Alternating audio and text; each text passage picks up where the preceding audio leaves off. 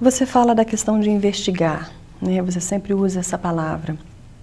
Você acha que os princípios básicos do ufólogo é a investigação? Sim.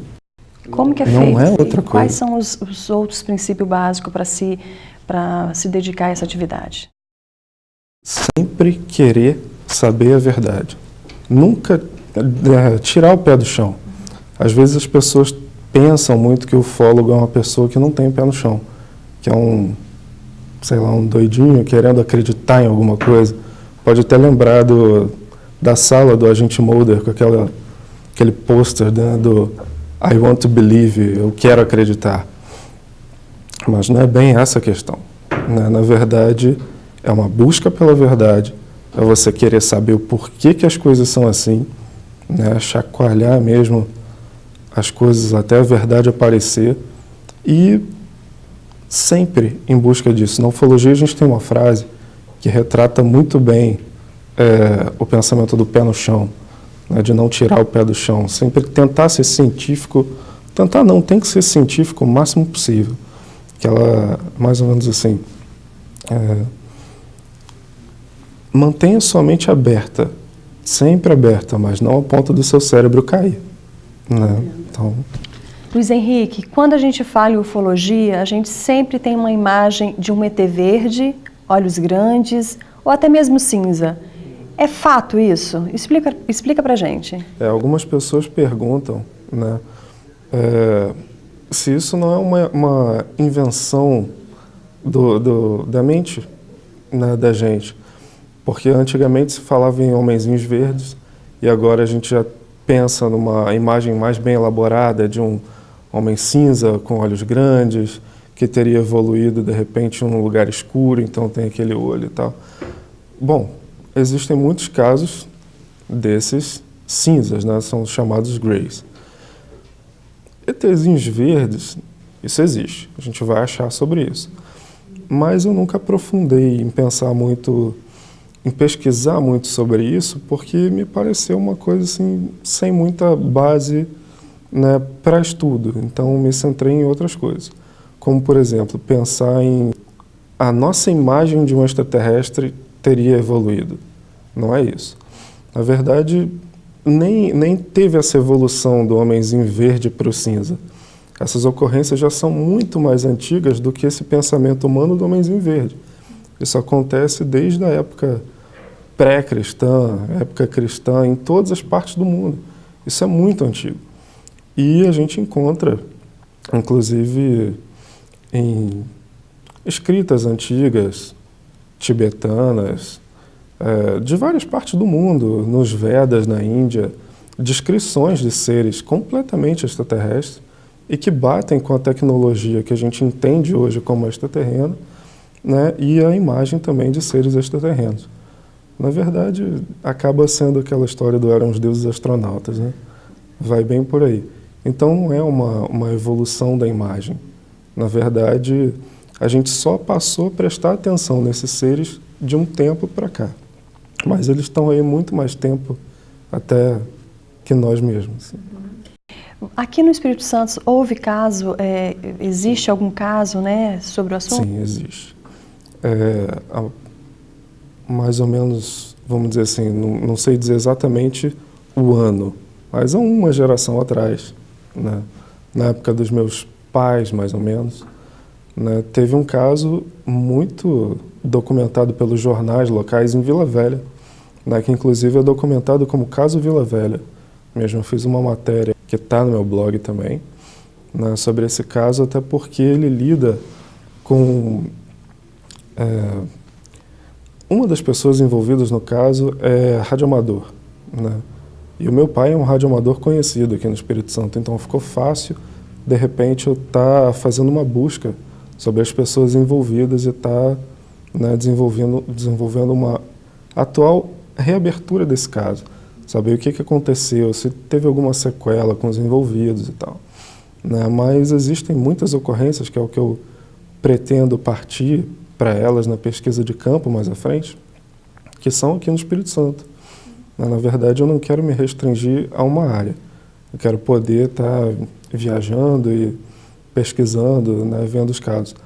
Mas aqui no Espírito Santo tem algumas coisas bem interessantes acontecendo também. Não só coisas que a gente pode reabrir para ver o que aconteceu realmente, né, como esse, o caso Vila Velha, né, como algumas coisas atuais. Eu postei algum tempo atrás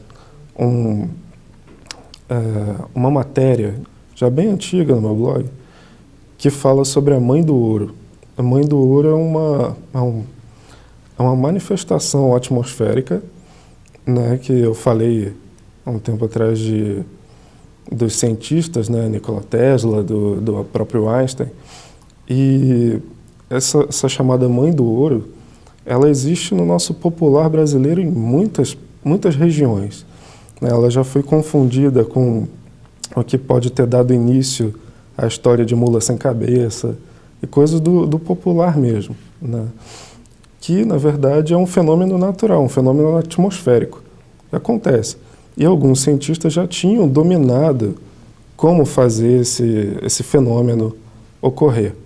Pouca gente divulga isso, até porque é um fato científico, né, e pouco estudado. Mesmo os pesquisadores de hoje, eles não conseguiram ainda dominar tão bem quanto Einstein divulga que ele já tinha conseguido dominar. Tesla, como eu falei, ele era mais ligado à eletricidade, e esse fenômeno atmosférico ele é elétrico. Ele é chamado de fogo. Em alguns casos ele é confundido com o chamado fogo-fato, mas não é isso não. É uma espécie de eletricidade que acontece e tem uma característica própria. Tesla e Einstein parece que já estudavam isso e eu acho que Tesla dominou a técnica. Tem um russo também que dominou. E o que acontece? As pessoas confundem quando acontece esse fenômeno com alguma coisa que eles não sabem o que é. No interior do Brasil, isso foi confundido com lendas, né? Mas isso também é visto em alguns casos como não fenômeno atmosférico, já são outras coisas. Parece que são realmente esferas que seguem espaçonaves. Isso foi muito observado também na época da guerra, que acharam que eram tecnologias inimigas, e na verdade todos os exércitos eram perseguidos por essas esferas e ninguém sabia de quem era, né? No final das contas, até hoje ninguém sabe. Você já teve alguma experiência que possa contar pra gente? Com essas esferas? Sim. Uma. Né, inusitada. Né, não esperava que isso acontecesse, ninguém poderia esperar isso. Uma dessas esferas passou muito perto de mim, mais ou menos a distância que a gente está agora. Né, questão de metros, assim, passou oscilando perto de mim, voando, né, e depois teve um avistamento também de uma nave. Nada disso era esperado, mas ainda bem que tinha mais gente comigo. Deu para comprovar, então. Até hoje essas pessoas, né, têm contato comigo. Entendo. A pesquisa, ela tem algum tipo de apoio financeiro? Como é realizada a pesquisa? Não. Na verdade, algumas pessoas pensam que ufologia é alguma profissão. Não é isso, né? Na verdade, são pessoas que são buscadores da verdade e pesquisam de todos os meios tentar elucidar os casos que elas percebem que, opa, aí tem alguma coisa. Estão querendo esconder alguma coisa ali e a gente vai atrás. Bom, o papo está maravilhoso, mas o nosso programa está chegando ao fim.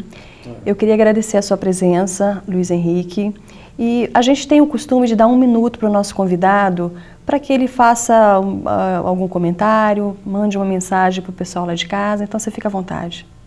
Ok. Bom, o que eu posso dizer é que sim, nós temos sempre que manter a mente aberta, buscando a verdade de tudo, não acreditar no que a televisão fala, né, para a gente o tempo todo, tentar entender o porquê daquilo ali e não simplesmente chegou uma informação, essa é verdade. Não é por aí. A gente tem que tentar entender o porquê que aquilo aconteceu, o porquê que está acontecendo, então é investigar a história, investigar o passado. E isso é uma postura não só para a ufologia, mas para a vida da gente, o tempo todo. Obrigado, Luiz Henrique. O nosso programa fica por aqui. Até a próxima semana. Até lá.